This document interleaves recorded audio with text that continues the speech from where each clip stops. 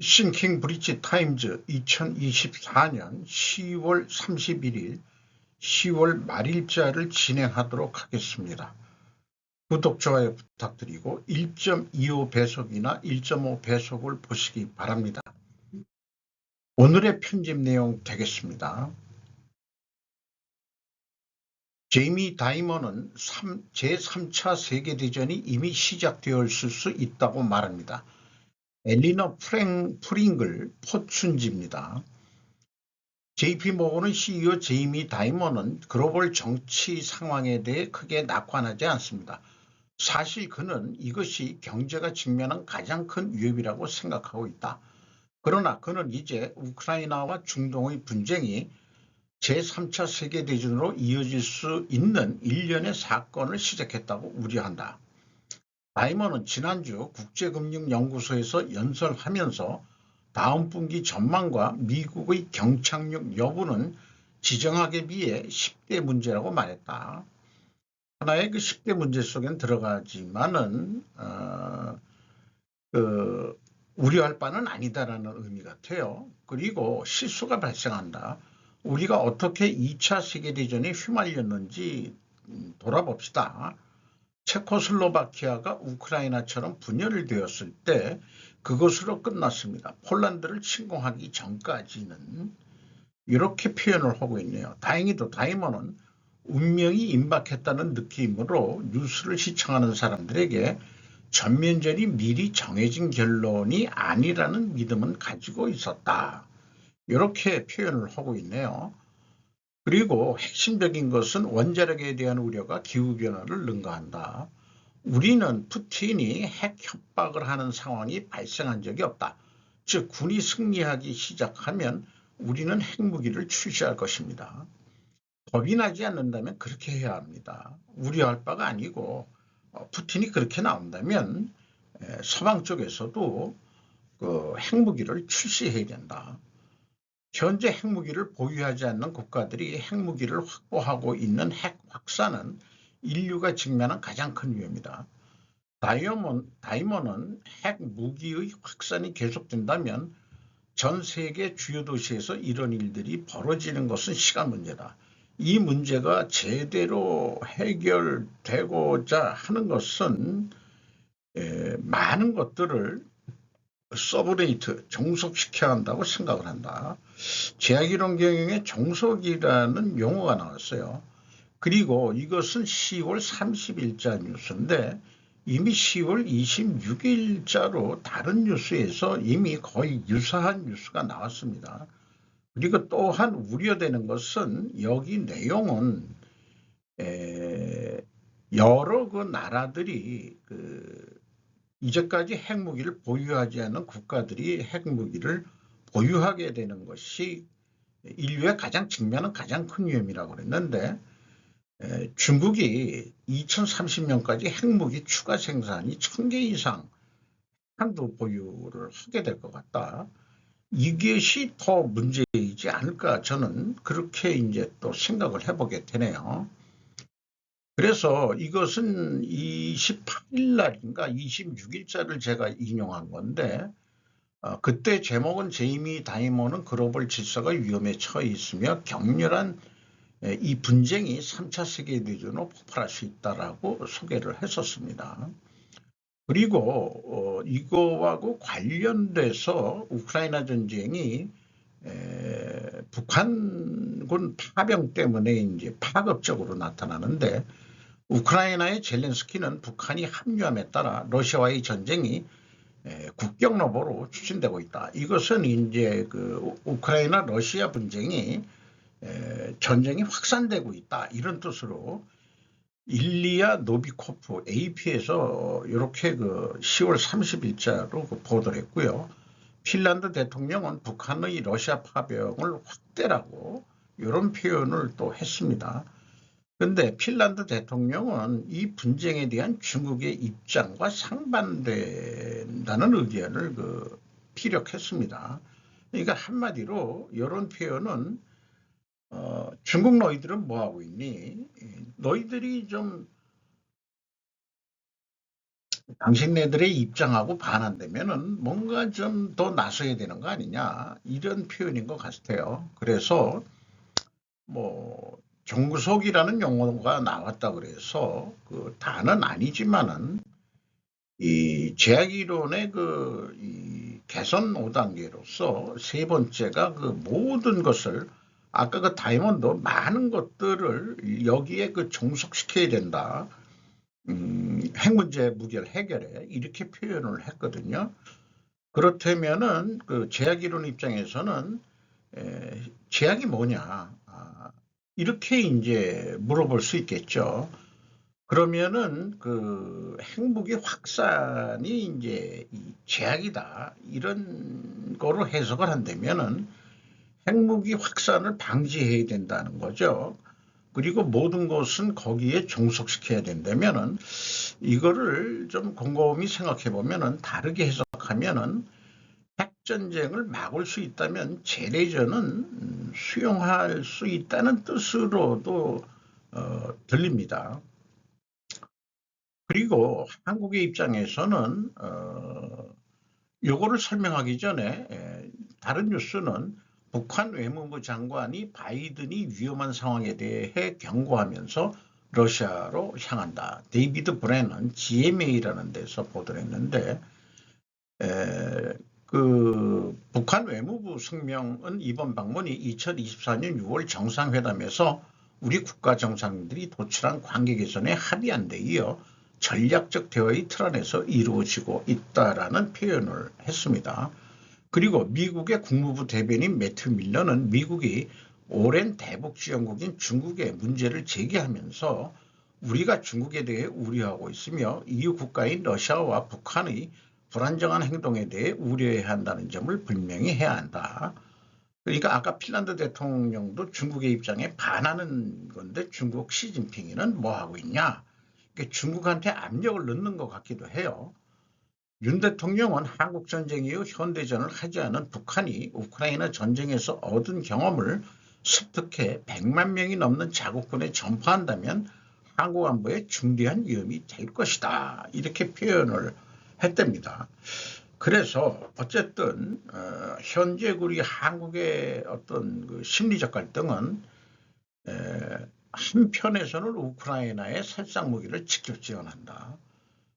그러면은 다른 편으로는 우크라이나의 살상 무기는 지원하지 않는다 속에서 우리는 갈등한다고 볼 수 있겠습니다. 이거를 갈등 해소 구조도라고 표현하는데 이거를 이제 필요 조건이라는 거로 이제 그 설명을 해보면은 과연 우리가 갈등 상황인지 한번 논리적으로 접근해 볼 필요가 있다고 생각을 합니다. A. 대한민국의 생존을 위하여는 반드시 북로동맹에 대응을 해야 한다. 북로동맹에 대응하기 위하여는 반드시 우크라이나의 살상무기를 직접 지원해야 한다. 다른 한편으로는 대한민국 생존을 위해서는 방어 전략을 유지해야 한다. 이거는 이제 그 평화 세력들이 얘기하는 거죠.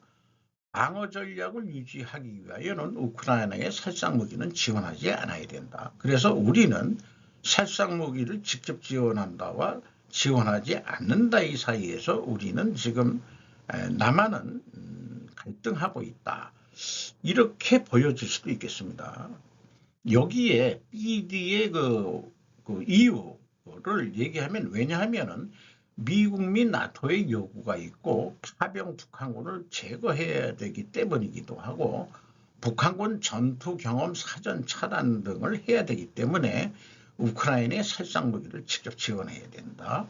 이렇게 이제 그 설명할 수 있겠고요.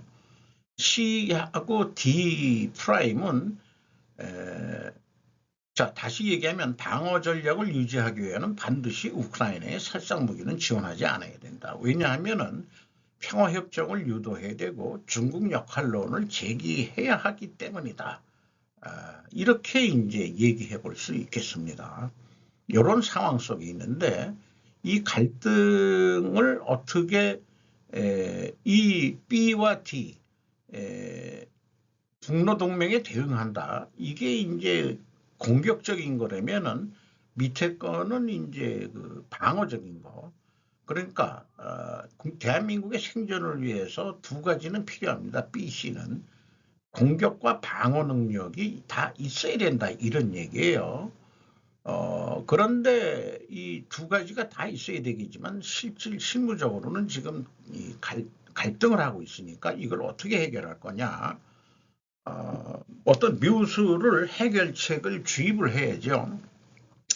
현재로서는 좀 뭐 여러 가지 논의를 통해 가지고 우리는 직접 파병은 안 하더라도 무기 지원은 그 직접 할 수 있는 쪽으로 지금 의견은 모아지고 있는 것 같습니다. 그렇게 되면은 이제 그 진보 세력 쪽에서는 한반도의 전쟁 공포를 얘기를 하면서 이 무기 지원을 못하게 하려는 그거 왜 그러냐 그러면 이제 친북 세력이니까 그런 친중 세력이기도 하고 그런 상황에 있다. 우리는 그런 상황에 있다. 이렇게 이제 생각이 됩니다. 선거일로부터 일주일 전 사전 유권자들의 모습은 4년 전과 다르다. 매트 홀트 CNN입니다.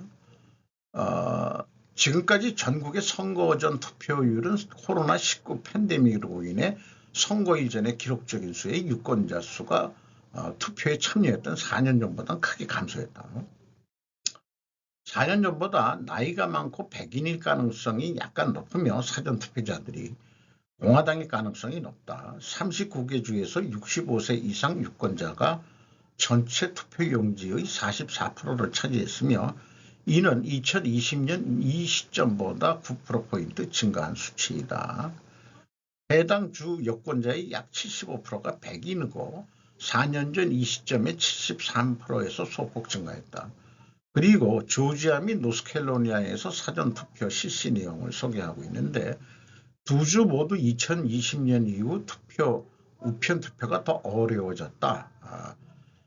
뭐 신분 확인 등을 또 철저히 하고 그런 것 때문에 정당 차이라고 설명을 하는데 전국적으로 민주당은 사전투표를 선호하는 편이다. 공화당은 좀 아닌 거고 하고 당일날 투표해야 된다는 입장이고 그러면은 왜 사전투표를 선호하느냐? 우리나라도 그 사전투표를 많이 독려들을 하죠. 근데 그 제 생각에 이 흑인 투표자가 11%고 그 인구 통계학적인 추세로 봤을 때 백인 유권자가 84% 사전투표자 중에서 이 정도가 되고 여성은 또 인종을 불문하고 여성은 56%를 투표했다는데 남자들은 그러면은 본 투표일에 참여를 하고 그렇다는 얘기죠. 그러면은 왜 흑인은 사전투표를 좀 적게 하느냐? 이거 봐서는 그냥 느낌 같은 느낌으로 그 흑인들이 일반적으로 평일날에는 뭐 휴가 내지는 시간을 낼 수 있는 그런 업종에서는 일을 못하고 있기 때문이 아닌가 그런 생각을 합니다. 그러니까 흑인들은 어떤 하류층의 일들을 많이 하기 때문에 투표율이 저조한 거 아니냐. 아니면은 그 거꾸로 노는 실업자들이 많이 있을 수 있는데 아닐 수도 있고요. 그러면 투표율이 더 올라갈 것 같지만 실업자들은 아예 투표를 안 할지도 모르죠. 나하고는 관계없어. 내가 지금 실업자 생활하는데 니들이 해준 게 뭐 있노? 나를 찍이라. 이렇게 이제 그 심리가 그럴지도 모르죠. 흑인 일부 그 하류층들은 그런 느낌 같은 느낌을 좀 생각을 해봅니다. 미국 대선 누가 이겨도 보호무역 중국 경제 지속, 한국 경제는 리스크다. 뭐 매번 뭐 몇 달 또 거의 1년 동안 얘기하고 있는데 중국하고 디커플링을 한국도 해야 된다. 그러나 고난의 행군을 계속 할 각오를 해라. 대한민국도 디커플링이 돼가고 아니 저기 디플레이션이 돼간다는 것을 각오해야 된다. 왜냐 중국한테 너무 무역 의존도가 너무 셌다는 얘기예요. 그래서 그 주요 산업의 미국 대선 시나리오별 현 영향이라고 해가지고 카멜라가 대통령이 됐을 때 도널드 트럼프 전 대통령이 다시 재선이 됐을 때 어떤 그 시나리오별 역량에 대해서 표를 만들어서 소개를 하고 있습니다. 국제신용평가기관인 피치는 최근 트럼프 후보 재집권 시 한국, 중국, 베트남의 실질 국내 총생산이 1% 이상 떨어질 수 있다는 전망을 내놨다. 그리고 외환 금융시장 역시 초긴장 상태다. 두 후보 모두 재정 적자를 늘리는 정책을 공약으로 내세우고 있어 인플레이션 압력이 높아질 거라는 예상이 된다. 미국이 인플레이션이 되기 때문에 그렇다면은 또 금리가 올라가지 않을까도 생각을 해보게 되네요. 어떻게 될지 모르지만은 그런데 이런 가운데 두 후보 공약이 강론에서 차이를 보이며 국내 기업들의 셈법은 분주하다. 어쨌든 여러 산업 분야에 영향을 미치겠지만은 누가 되든지 간에 한국 경제는 리스크다. 이거는 그런 추세는 가야 될 수밖에 없는 거죠. 그러니 힘들더라도 전략적으로 친미 전략으로 빨리 뭔가 행동들을 더 보여줘야 될 거라고 저는 생각을 합니다. 그러면은 미국이 아이고 한국 제품 그래 많이 수입해 줄게. 뭐 이렇게끔 유도가 돼야 되지 않겠냐. 그렇게 생각을 하게 되네요. 일총리 선거 20대 노다 2파전 일각선 국민대표 추대론. 이시바는 자민당이고 노다는 이제 입헌 민주당이죠. 이번에 38% 의석을 차지했고 제1야당이죠. 그러니까 이도저도 아니면은 소수 정당인 국민당 대표를 추대를 하는 전략도 있지 않겠느냐. 박준원 뉴시스 자민 입헌민주 모두 의석 과반입니다. 야당 무소속 합정연예기 변수다.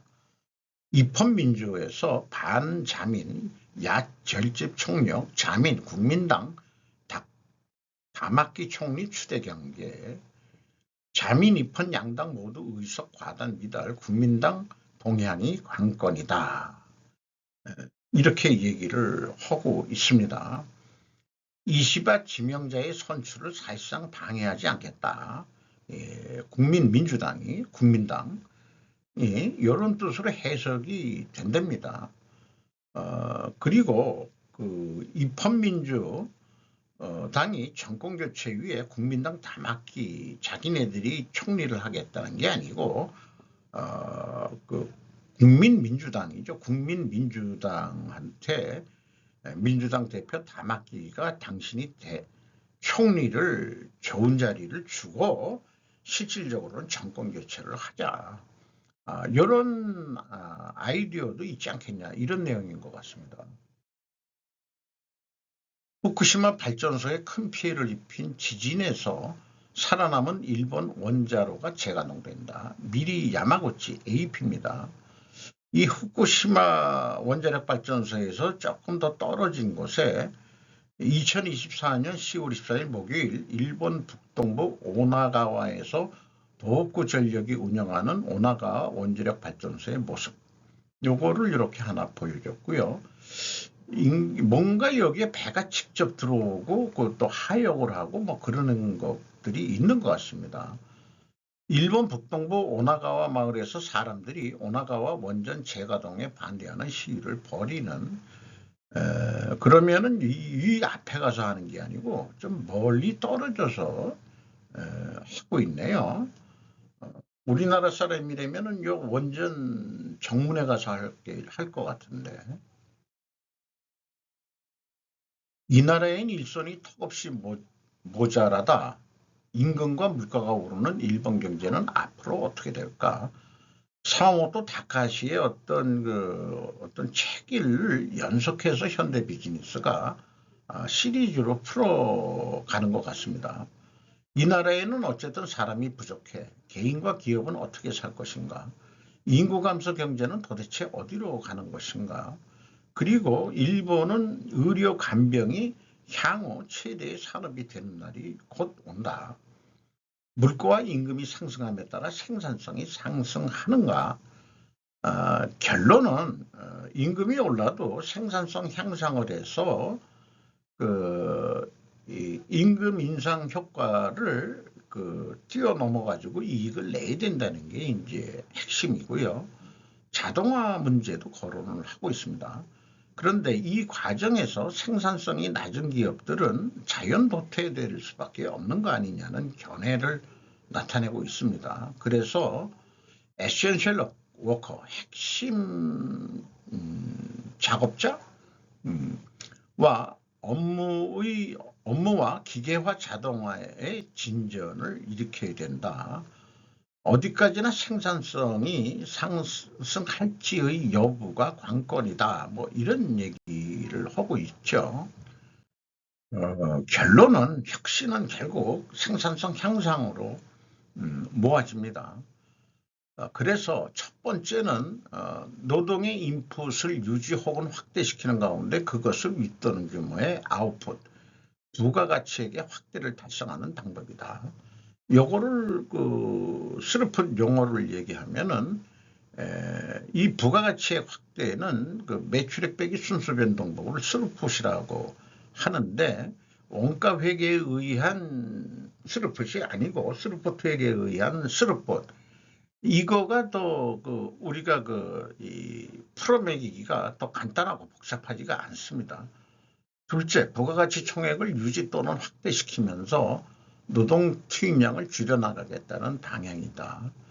인구 감소 경제에 있어서 보다 적은 일손으로 효율적인 서비스를 제공한다고 하는 생각이 지배적이 되어 갈 것이다. 뭐 이게 자연스러운 현상일 수도 있겠습니다. 이 서비스 분야의 핵심적인 데가 운수나 음식, 숙박, 의료나 개호 등의 노동집약적 산업의 업무를 어떻게 고도해 나가는가가 일본의 이 고령화 내지 인구 감소에 따른 대비책이다. 생존에 대한. 그리고 기업 자체도 생존을 위한 기업의 경영 계획도 계속 해나가야 된다. 현장에서 적용 가능한 새로운 기술이 생겨난다 해도 실제 문제로 지방 중소기업 등 모든 사업의 현장에서 운영되게 되는 데는 상당한 시간이 걸리기 때문에 앞으로의 시대에는 인건비 단가 상승을 따라가기 위해서라도 일손을 줄여나가는 것이 기업의 합리적인 행동이 되어간다.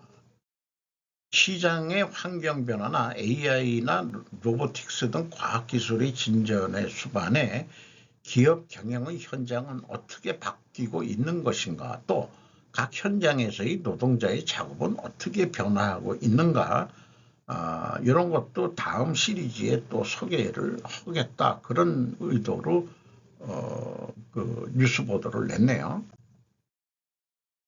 한국 3,600톤급 잠수함 건조 시작, SLBM 발사관 최대 10개, 연합뉴스입니다. 방위산업청이 30일 남부 거제에서 같은 날에 잠수함 장보고 3 배치 2의 3번함의 착공식을 실시했다고 발표했다. 장보고 3는 한국의 차세대 잠수함 개발 사업으로 배치는 같은 종류로 건조되는 함정을 뜻한다.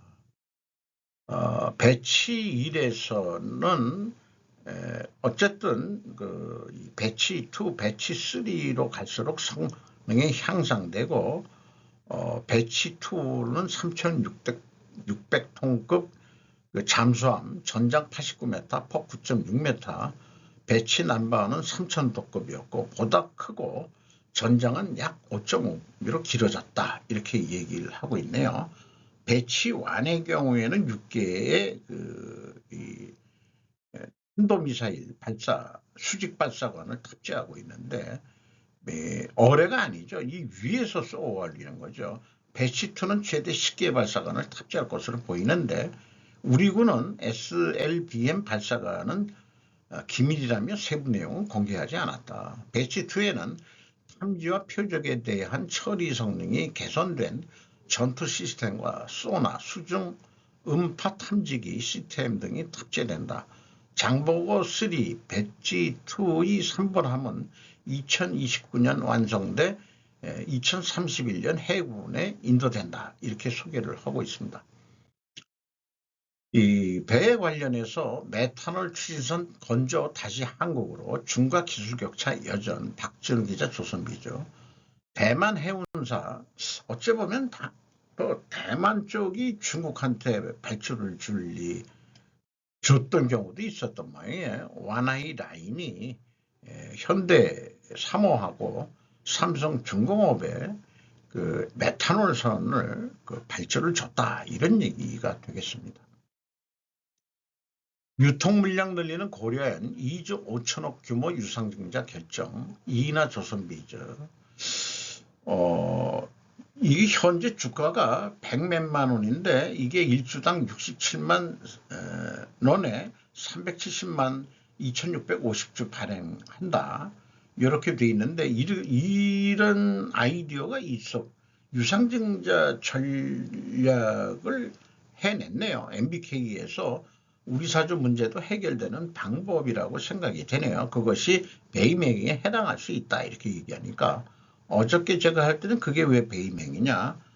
직원 복지 차원에서 줄 수 있는 문제 아니냐라는 게 이제 제 관점인데 어쨌든 이번 자금 조달 목적은 채무상환에 2조 3천억 갚고 시설자금 1,350억 5,200만 원 타법인 증권 취득 658억 원으로 구성이 됐답니다. 2조 5천억 유상증자에 쓸 용처가 새로 발행된 주식 중 20%는 우리 사주한테 배정을 한다. 어쨌든 20%의 또 우호 지분을 또 만들고 유상증자하면은 근데 제가 궁금한 게 영풍 MBK 연합이 유상증자 것도 사들일 건지 자기네들 지분율 높이기 위해서 그건 어떤지 모르겠어요. 의결권 확보를 위해 양측이 추가로 주식을 매입할 수 있다는 관측이 나왔지만 거래할 주식이 부족했다. 품절주가 되면서 연일 주가가 급등도 했다. 그래서 이 시장에 주식을 더 풀기 위해서라도 유상증자를 하는 거 아닌가 이렇게 이제 이해가 됩니다. 저건 재무적인 차원의 어떤 생각이라든지 방법론이라든지 거기에 관련된 법적인 요소 이런 것들은 해보지 않는 사람들은 잘 모르죠. 일반 사람들은. 어쨌든 이런 내용들을 뉴스를 보면서 어떻게 이 자본주의 주식회사 제도에서 경영권을 어떻게 방어하고 또 해나가느냐 하는 그런 하나의 사례로도 우리가 상식적으로 좀 이렇게 인식을 해놓을 필요가 있을 거라고 생각을 합니다. 그런데 이 최성준 비즈워치의 뉴스는 좀 발이 한 발 좀 느린 뉴스를 냈어요. 공개 매수에도 의결권 밀리는 고려하연 임직원 백기사 카드 나오나 이게 어제쯤 뉴스가 나왔다면은 딱 하루 차이지만은 이미 30일 날 고려하연이 유상증자를 이사회를 열어가지고 의결을 했는데 요거는 임직원한테 우리 사주 포함해가지고 주식 자기 주식을 넘긴다는 측면에서만 이제 얘기를 이렇게 한 것 같습니다. 3분기 누적 영업 잠정 실적이요. 삼성물산 이게 건설업도 들어가죠. 매출 1% 증가했고 영업이익 4.7% 증가했고 OCI 옛날 동양제철화학이죠. 매출액 113.5%나 크게 증가했고 영업이익 142% 증가했습니다. 포스코홀딩스 매출액 6.1% 감소했고 영업이익 35.6% 감소했습니다. 포스코 퓨처햄 매출액 13.3% 감소했고 영업이익 42.2% 감소했습니다. 포스코 인터내셔널 매출액 3.3% 감소했고 반대로 영업이익은 2.5% 증가했습니다. 그 무역 상사는 확정 마진을 바꾸서 대행 수출입을 하니까 적전하기는 쉽지는 않을 거예요. 포스코 스틸리온 매출 5.3% 증가하고 영업이익은 31.7% 증가했습니다. 이 포스코 스틸리온이면 철강계통 특수 철판 철강인 것 같아요. 일반 철강은 아닌 것 같습니다. 일반 제철 쪽은 좀 안 좋은데 좀 특수강 쪽에서는 조금 괜찮은 모양입니다. 포스코 DX라는 게 디지털 복합 이런 차원에서 DX를 붙이는 거로 알고 있는데 아마 포스코 계열의 전산과 또 일부는 물류 뭐 이런 것까지 하는지는 모르겠어요. 매출액이 1.6% 감소했고 영업이익 11% 감소했고 넥센 타이어 뭐 금호 타이어도 이익이 났습니다만 한국 타이어는 아직 안 나왔습니다만 매출액이 6.3% 증가했고 영업이익 27.5% 증가했습니다. 현대 B&G 스틸 이게 여기도 특수 철강으로 알고 있는데 매출액 26% 감소했고 영업이익 191.7%나 크게 감소했습니다. 현대 오토에버 매출액 17.9% 증가했고 영업이익 18.1% 증가했습니다. 일동제약 매출액 2.1% 증가했고 이익은 109.2%가 증가했습니다. 작년도 적자 510억 원이 47억 흑자를 냈네요. 바이오 파마 매출액 0.6% 감소했는데 영업이익은 영업손실로 적자로 전환이 됐습니다. 대우건설 매출액이 11.4% 내려갔고 영업이익 51.8% 감소했습니다.